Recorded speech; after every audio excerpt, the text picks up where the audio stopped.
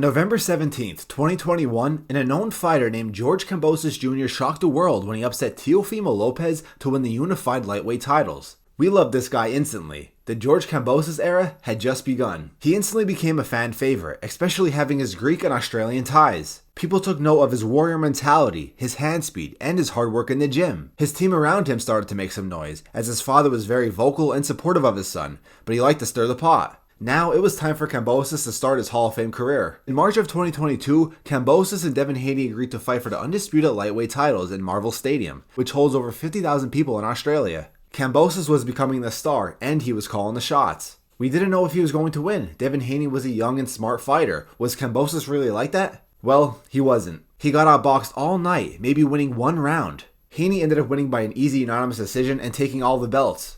But that was not the end of the Kambosos hype just yet, as they agreed to a rematch. But the same thing happened again, and now we're just wondering if Kambosos was just a fluke. Many people started making excuses as to why Teofimo lost in the first place. Was Kambosos just a one-hit wonder? He just got embarrassed in both fights back to back. And this is the guy that everybody was hyping up. 9 months later, Kambosos is back in the ring against Maxie Hughes. This was a good opportunity for Kambosos to get back on his feet, bounce back, and make another shot for a championship. Instead, he opens up a new flaw in his career, and that's facing a southpaw. He was getting countered, his footwork was a mess, but he still won, surprisingly, as everybody watching thought he lost. It was one of the biggest robberies of the year, and Kambosos really started to look like a fraud. But he was still respected by the fans, and myself, because of his hard work, his warrior mentality, didn't duck anybody. I mean, I really had no reason to hate the guy. He just wasn't as good as people were making it, and the fact that he became an almost undisputed champion, and now he's getting exposed heavily. He's showing no signs of improvement. He shows no signs of skills. I just really didn't think that he could keep up with the big dogs in the division. But then he gets another title shot, and this is for the IBF belt against one of the most skilled boxers of the last 20 years, Vasily Lomachenko. Loma was the favorite from the jump. He was the A side, even though this fight was in Australia still. You know what I'm saying? Kambosos getting a lot of favoritism.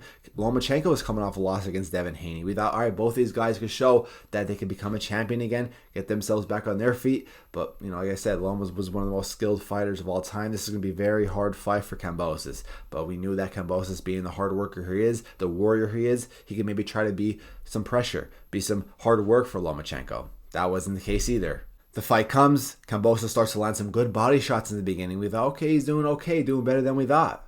But Loma started to do his thing, bouncing back and forth, getting Kambosos frustrated. Lomachenko, another southpaw, showing once again for Kambosos that he just can't do good against southpaws. In the 11th round, Kambosos gets stopped for the first time in his career. So now we really don't know what to think. I still like Kambosos. He's a hard worker, a warrior mentality, good for the sport.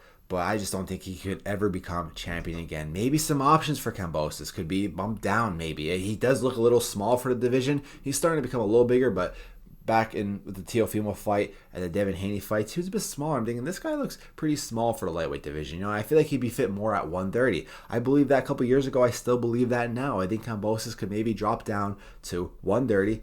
See what could happen. There's some dangerous guys still there, but maybe that'll be a better chance for him now, because he's not going to beat Gervonta Davis. He's not going to beat Shakur. I never thought he was going to beat Lomachenko, and he didn't.